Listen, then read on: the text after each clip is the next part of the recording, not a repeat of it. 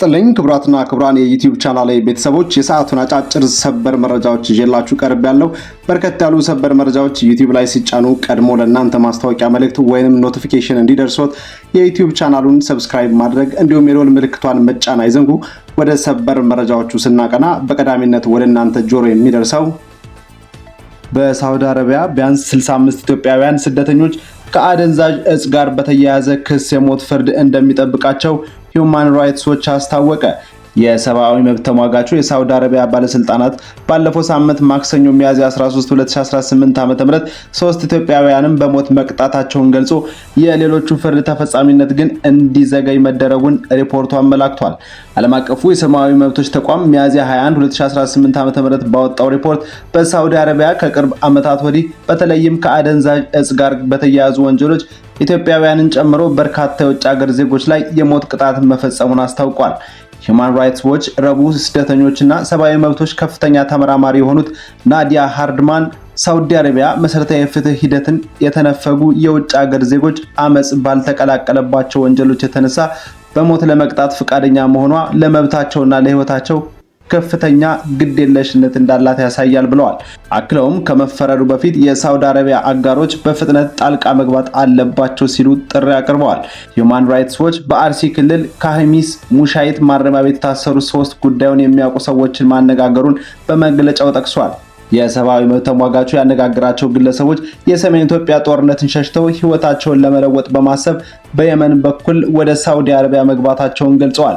ስደተኞቹ በጉዟቸው ላይ ገንዘብ ለማግኘትና ህይወታቸውን ለማቆየት በማሰብ ጫት ይዘው መገኘታቸውን ለሰብአዊ መብት ተሟጋቾቹ አስረድተዋል። ድርጅቱ ካነጋገራቸው መካከል አንዱ ግለሰብ ህገወጥ የሰው አዘዋዋሪዎች ከየመን ወደ ሳውዲ አረቢያ እንዲገባ እንደሚረዱትና እርሱ በምትኩ ጫት ይዞላቸው እንዲሄድ እንዳስገደዱት መናገሩን በሪፖርቱ ሰፍሯል።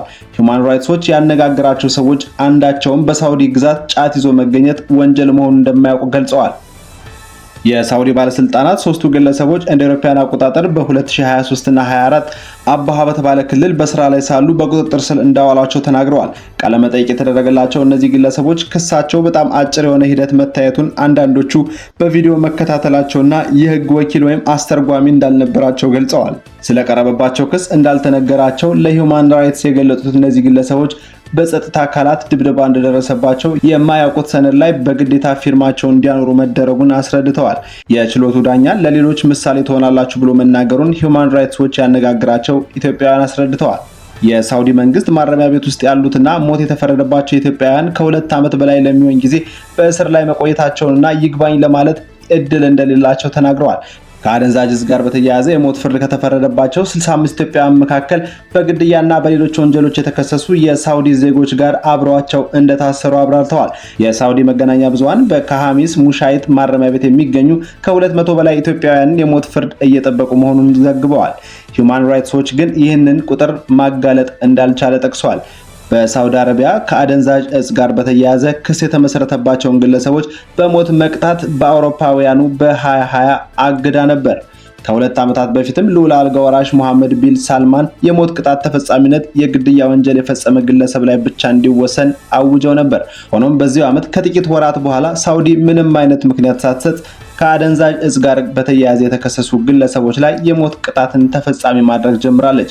የሳውዲ አረቢያ ንጉስ ሰልማን እንደ አውሮፓውያን አቆጣጠር በ2015 ዘውዱን ከተረከቡና ልዑል መሐመድ ቢን ሰልማንን እንደ አውሮፓውያን አቆጣጠር በ2017 ከሾሙ ጀምሮ ከ2000 በላይ ሰዎች በሞት ተቀጥተዋል። የሳውዲ አረቢያ አገር ውስጥ ሚኒስትር ሚያዝያ 13 2018 ዓ.ም ባወጣው መግለጫ 3 ኢትዮጵያውያን ሐሺሽ ወደ ሀገር ውስጥ ለማስገባት በመተባበራቸው ሞት መቅጣታቸውን አስታውቋል። እንደ አውሮፓውያን አቆጣጠር በ2024 የሳውዲ ባለስልጣናት 345 ሰዎችን በ2025 ደግሞ 356 ፍርደኞችን በሞት ቀጥተዋል። ኢራን እየፈራረስኩ ነው ስትል ለአሜሪካ ሚስጥራዊ መልእክት መላኳን ፕሬዝዳንት ትራምፕ ይፋ አደረጉ። በአሜሪካና በኢራን መካከል ያለው ወታደራዊና ዲፕሎማሲያዊ ፍጥጫ አዲስና አስገራሚ ምዕራፍ ላይ መድረሱ ተሰምቷል።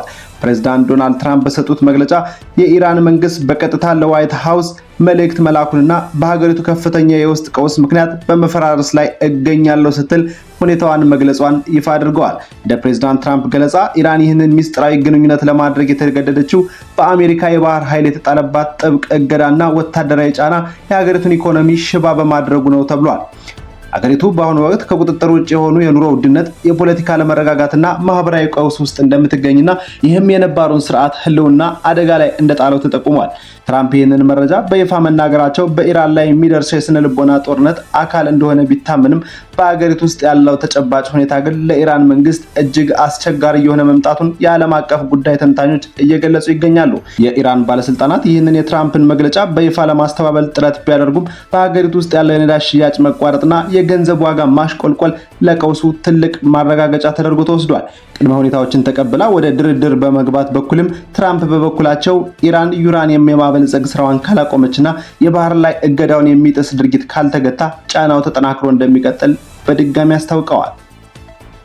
በደቡብ አፍሪካ የሚገኘው የኢትዮጵያ ኤምባሲ በዜጎች ላይ እየተፈጸመ ያለውን ግድያና በደል በተመለከተ ለሀገሪቱ መንግስት አስቸኳይ ጥበቃ ጥያቄ ማቅረቡን አስታወቀ። ከሰሞኑ 4 ኢትዮጵያውያን በግፍ ስለመገደላቸው የሚያሳዩ ዘገባዎች ሲወጡ ነበር። ግድያ ድርጊቱን የሚያሳዩ ምስሎች በማህበራዊ ሚዲያ እየተሰራጩ ሲሆን ድርጊቱ በኢትዮጵያውያን ዘንድ ከፍተኛ ድንጋጤን ፈጥሯል ተብሏል። በተገደሉ ኢትዮጵያውያን ጉዳይ ጥልቅ ሐዘን እንደተሰማው የገለጸው ኤምባሲው ትናንት ረቡዕ ሚያዝያ 21 2018 ዓ.ም ደቡብ አፍሪካ ውስጥ ለሚገኙ ኢትዮጵያውያን ባወጣው ማሳሰቢያ ምን ያህል ኢትዮጵያውያን እንደተገደሉ አልጠቀሰም። ኤምባሲው ለደቡብ አፍሪካ መንግስት በጻፈው ደብዳቤ ግድያውን የፈጸሙ አካላት በአስቸኳይ ተለይተው ለሕግ እንዲቀርቡ፣ የምርመራው ውጤት እንዲገለጽለትና ችግር በሚታይባቸው አካባቢዎች ለሚኖሩ ኢትዮጵያውያን ልዩ ጥበቃ እንዲደረግ ጠይቋል። በሀገሪቱ ከቅርብ ጊዜ ወዲህ በስደተኛ አፍሪካውያን ላይ የሚሰነዘር መጤ ጠል ጥቃቶች መበራከታቸውን የጠቀሰው ኤምባሲው ግድያው ከዚህ እንቅስቃሴ ጋር የተያያዘ ሊሆን እንደሚችል ጠቁሟል። በሌላ በኩል የደቡብ አፍሪካ መገናኛ ብዙሃን ጥቃቱ ከተደራጀ ወንጀል ወይም ከዝርፊያ ጋር ሊያያዝ ይችላል ባይ ናቸው።